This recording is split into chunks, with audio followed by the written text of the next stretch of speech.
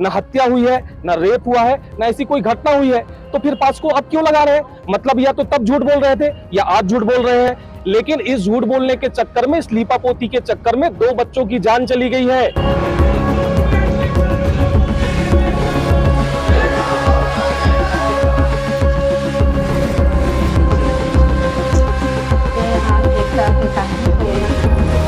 यहाँ पर मध्य प्रदेश शासन का मंत्री बैठा है, मंत्री के नाक के नीचे पुलिस प्रशासन इस तरह का घटिया काम कर रही है। निश्चित रूप से उसमें मंत्री की संलिप्तता है।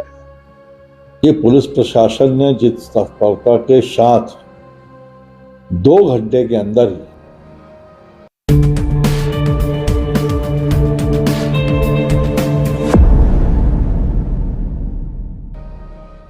अनूपपुर में किशोरी हत्याकांड के कथित गवाह की मौत पर सियासत तेज हो गई है। भाजपा कांग्रेस दोनों ने मोर्चा खोल दिया है। अनूपपुर जिले के बहुचर्चित किशोरी हत्याकांड में अब सियासत गर्मा गई है। कथित प्रत्यक्षदर्शी नाबालिग की संदिग्ध मौत के बाद भाजपा और कांग्रेस दोनों ही खुलकर मैदान पर आ गए हैं। एक और भाजपा जिलाध्यक्ष ने पुलिस अधीक्षक को ज्ञापन सौंपकर बिजली थाना प्रभारी के निलंबन और उच्च स्तरीय जांच की मांग की, तो वहीं कांग्रेस ने आक्रोश रैली निकालते हुए कैंडल मार्च किया और स्थानीय मंत्री पर आरोपियों को संरक्षण देने का आरोप लगाया है। कांग्रेस ने चेतावनी दी है कि यदि 27 मई तक थाना प्रभारी पर कार्यवाही नहीं हुई तो एसपी कार्यालय का घेराव किया जाएगा। दरअसल बिजली थाना क्षेत्र के कोरजा कॉलोनी समीप बीते दिनों एक किशोरी अपने किशोर मित्र के साथ घूमने गई हुई थी, जहां अज्ञात हमलावरों द्वारा कथित रूप से अश्लील हरकत और मारपीट जैसी घटना सामने आई थी। घटना के बाद गंभीर हालत में मिली किशोरी की उपचार के दौरान ही मौत हो गई थी। मामले में बिजली पुलिस ने महज 6 घंटे के भीतर 2 आरोपियों को गिरफ्तार कर कार्रवाई का दावा किया था, लेकिन इस पूरे मामले ने नया मोड़ तब ले लिया जब घटना का कथित प्रत्यक्षदर्शी नाबालिग युवक शनिवार सुबह रेलवे ट्रैक के पास मृत अवस्था में मिला। पुलिस ने इसे आत्महत्या बताया और सबका पोस्टमार्टम छत्तीसगढ़ के मनेन्द्रगढ़ जिला अस्पताल में कराया गया है। हालांकि क्षेत्र में इस मौत को लेकर तरह तरह की चर्चाएं और सवाल उठ रहे हैं। घटना के बाद कांग्रेस पार्टी ने आक्रोश रैली निकालते हुए कैंडल मार्च किया और मृत आत्मा को श्रद्धांजलि अर्पित की। कांग्रेस नेताओं ने स्थानीय मंत्री पर आरोपियों को संरक्षण देने का आरोप लगाते हुए निष्पक्ष जांच की मांग की है। साथ ही कांग्रेस ने अल्टीमेटम दिया है कि यदि 27 मई तक थाना प्रभारी विकास सिंह पर कार्रवाई नहीं हुई तो कांग्रेस कार्यकर्ता एसपी कार्यालय का घेराव करेंगे। वहीं भाजपा जिलाध्यक्ष ने भी पुलिस अधीक्षक अनूपपुर को ज्ञापन सौंपते हुए थाना प्रभारी को तत्काल निलंबित करने और मामले की उच्च स्तरीय जांच करने की मांग की है।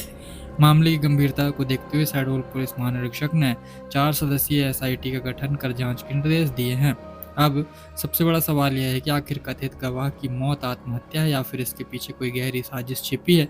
फिलहाल पूरे मामले पर पुलिस के वरिष्ठ अधिकारियों की नजर बनी हुई है और एसआईटी जांच के बाद सच्चाई सामने आने की उम्मीद है। वो लगा तब जब हम लोगों ने आवाज उठानी शुरू की। पहले नहीं लगा था। पहले दिन तो पास्को की बात ही नहीं थी। उनके किताब में, वो उनके गणित में वो लड़की बालिग थी।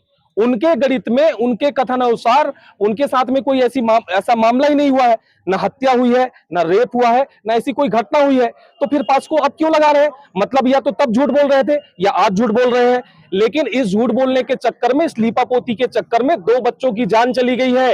अगर ये जान दिलीप जायसवाल जी के घर से और परिवार से किसी बच्चे की गई होती तब उनको समझ में आता। एसपी साहब के घर परिवार और रिश्तेदार की किसी की जान गई होती तब समझ में आता। विकास सिंह के यहाँ से किसी बच्चे की जान गई होती तब समझ में आता। लेकिन वो लीपापोती करने में, अपना जेब भरने में और अपनी चापलूसी करने में 2 बच्चों की जान ले चुके हैं। अगर विकास सिंह पर सबसे पहले कार्रवाई नहीं हुई तो कांग्रेस पार्टी 27 तारीख को एसपी कार्यालय का घेराव करेगी और इस मामले की लड़ाई हम तब तक लड़ते रहेंगे जब तक दोनों पीड़ित परिवार को न्याय नहीं मिल जाता। कांग्रेस पार्टी न्याय चाहती है। नगर का बच्चा जान रहा है कि घटना क्या हुआ होगा। बच्ची की मौत आखिर कैसे हो गई ये बता पाने में पुलिस असमर्थ है। लीपापोती की जा रही है। यहाँ पर मध्य प्रदेश शासन का मंत्री बैठा है, मंत्री के नाक के नीचे पुलिस प्रशासन इस तरह का घटिया काम कर रही है। निश्चित रूप से उसमें मंत्री की संलिप्तता है। अगर मंत्री की संलिप्तता नहीं है तो मंत्री खुल के आए और खुद हम लोगों के साथ बैठे। हम बिना किसी पार्टी का झंडा लगाए हम न्याय की मांग करते हैं। मंत्री हमारे साथ बैठे और न्याय की मांग करें। क्योंकि जैसे ही मुझे घटना की जानकारी आई, मैं उस दिन यहाँ नहीं था, बाहर था। घटना की जानकारी मिलते ही मैंने नगर निरीक्षक टीआई को तत्काल मैंने बोला है इसमें किसी भी प्रकार से कोई भी व्यक्ति बचना नहीं चाहिए और कठोर से कठोर कार्रवाई हो और तत्काल हो। ये बात मैंने टीआई को, एसपी को, दोनों को बोला। और मुझे जैसे मैं आया तो कल जब मैं घर भी गया पीड़ित परिवार के यहाँ, पीड़ित परिवार से भी मिला। वह जो बिटिया आज हमारे बीच में नहीं रही, उनके बहनों से सबसे मिला, बातचीत भी किया। उन सभी ने जिस प्रकार से मुझे बताया, सारी घटना स्थिति बताई और निश्चित तौर पर बहुत ही हृदय विदारक घटना थी और ऐसे दरिंदों को कठोर से कठोर सजा मिले, इसके लिए मैंने प्रशासन को स्पष्ट रूप से निर्देश दिया। मंत्री जी, और मुझे इस बात का संतोष भी है कि पुलिस प्रशासन ने जिस तत्परता के साथ 2 घंटे के अंदर ही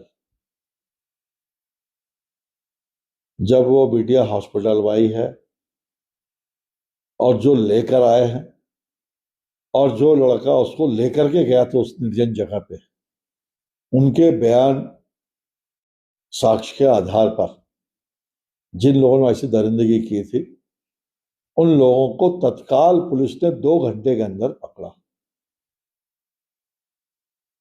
और उसके बाद जो भी इंस्ट्रूमेंट्स जो भी रहा उसमें कपड़े वपड़े सारी चीज की बरामदगी भी हुई गई है। और उस पे जो पुलिस ने कार्रवाई की है, उस कार्रवाई से मैं समझता हूं परिवार के लोग भी बिल्कुल संतुष्ट हैं और मैं भी संतुष्ट हूं और पुलिस को उनके धन्यवाद देता हूं। इतनी जल्दी पुलिस ने कार्रवाई की है, सारी चीजें रिकवर की है और मेडिकल रिपोर्ट का इंतजार है। पहले जो पुलिस ने कायमी की, चूंकि पुलिस को लड़की की उम्र एग्जैक्ट मालूम नहीं था, लोगों ने जो बताया कि लड़की 12वीं पास है, तो एक अंदाज से 19 साल 18 साल लिखा पुलिस ने।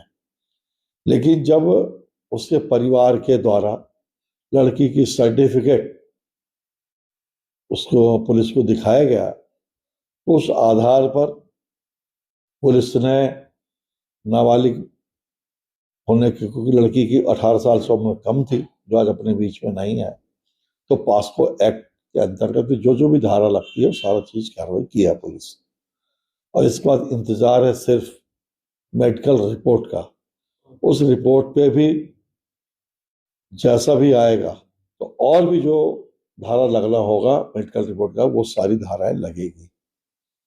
इस प्रकार से मैं कह सकता हूं, देखिए ये घटना एक हुई और इस घटना में जो लड़का लेकर गया था उस निर्जन जगह में, तो उसकी मौत हो गई और उसको भी जिस प्रकार से कुछ लोगों ने सोशल मीडिया के माध्यम से, तमाम माध्यम से, जो मुझे तो मैंने देखा नहीं, लेकिन लोग बता रहे हैं, ऐसा लोगों का कहना है कि इस प्रकार से उस लड़के को प्रताड़ित किया गया सोशल मीडिया के माध्यम से, जिससे वो द्रवित होकर के उसने भी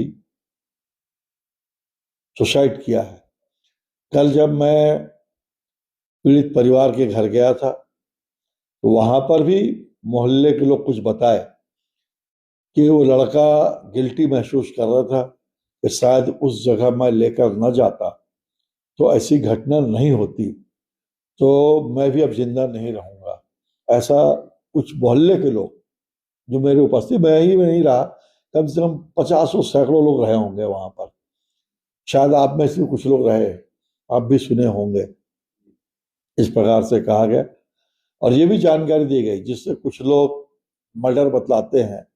ये जानकारी आई कि वो लड़का वहीं रेलवे लाइन के पास गया, वहां से गाड़ी आ रही थी, उस पर छलांग लगाने की कोशिश की, गाड़ी के ठोकर से उसके सर में लगा, सर से पूरा उसका मांस अंदर का पूरा बाहर आ गया, पैर और भी फ्रैक्चर हुआ। ऐसा लोगों ने तो ऐसा पूरे हमारे कांग्रेस के साथियों ने पीड़िता के घर गए, उनके माँ बापों से मिले, बहनों से मिले, परिजन से मिले और मिलकर के दुख को बांटने का प्रयास किया। और दुख को बांटने का प्रयास ही नहीं, उसको प्रथम दृष्टिया हमने पुलिस अधीक्षक से हम लोगों ने गए, उनसे बात किए, ज्ञापन दिए कि जिस तरीके से उसमें जांच चल रही है वो जांच आपका सत्य नहीं है। उस सत्यता पर आपको पहुंचना पड़ेगा। जब आपने नाबालिग बता रहे हैं और जब अध्यक्ष जी और जब हमारी टीम ने उसको नाबालिग का जब अंक सूची बताए तो उसका दिशा फिर बदल गया। जब और फोर्स डाले तो फिर बच्चा भी नाबालिग निकल गया। अब दोनों नाबालिग हैं। अब आप उसमें करेंगे क्या, बताएं आप? जिसको हम रक्षा के लिए यहाँ पदस्थ किए हैं कि ये पुलिस वाले हमारे रक्षा करेंगे, ये तो भस्मासुर निकल गए। और जितना सत्ता के दबाव में अपने कर्तव्यों का निर्वहन ठीक से नहीं कर पा रहे। और इसी नगर में मध्य प्रदेश शासन का मंत्री रह रहा है, अपने कैबिनेट मंत्री रह रहा है और कैबिनेट मंत्री के गांव में एक बालिग की हत्या हो जाता है। यहाँ अन्याय अत्याचार हो रहे हैं, यहाँ बलात्कार दुष्कर्म हो रहे हैं और उस दुष्कर्मी को बचाने में मंत्री का छत्र छाया है। यही मध्य प्रदेश सरकार की नीति और नीयत है कि आप दुष्कर्मियों को बचाओ, अन्यायों को बचाओ, भ्रष्टाचारियों को बचाओ। ये आपने जनता आपको चुना है, ये सरकार की आपकी नीति है कि किसी नाबालिग को न्याय न दिलाना, किसी बच्चे को न्याय न मिले, तो जो यहाँ पीड़ित लोग हैं उनको न्याय न मिले। ये मध्य प्रदेश सरकार की क्या मोहन सरकार ने इसीलिए कैबिनेट मंत्री आपको बनाया है।